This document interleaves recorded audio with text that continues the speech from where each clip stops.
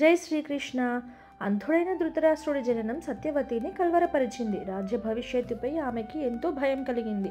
భవిష్యత్తు కోసం ఒకే ఒక ఆశ వ్యాసుడు. సత్యవతి తన కుమారుణ్ణి పిలిచింది. వ్యాస మహర్షి దివ్య ప్రకాశంతో ఆమె ముందుకు వచ్చాడు. రాజ్యానికి శక్తివంతమైన వారసుడు కావాలి అని ఆమె తన హృదయాన్ని వెళ్ళబోసుకుంది వ్యాసుని ముందు. వ్యాసుడు ధర్మం కోసం సిద్ధమయ్యాడు. మాత, నేను తప్పక చేస్తున్నాను అని చెప్పాడు. రెండో కోడలు అంబాలిక. సత్యవతి ఆమెను ప్రేమగా ధైర్యం చెప్పింది. అంబాలిక మొదటి నుంచే భయంతో వణికింది. వ్యాసుడి రూపం గురించి విని మరింత భయపడింది. ధర్మకార్యం కోసం ఒక పవిత్ర గది వ్యవస్థాపించారు. గుండె పగిలే భయంతో అంబాలిక గదిలో ఒంటరిగా కూర్చునుంది.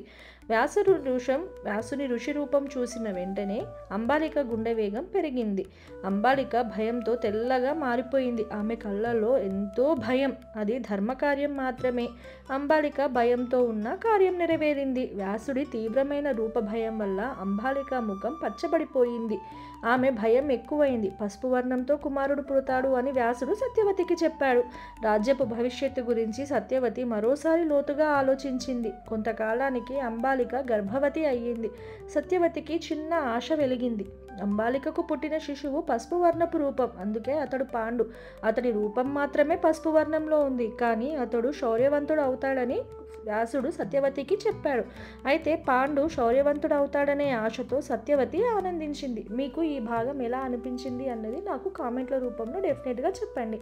And please subscribe my channel. Thank you for watching. జై శ్రీకృష్ణ.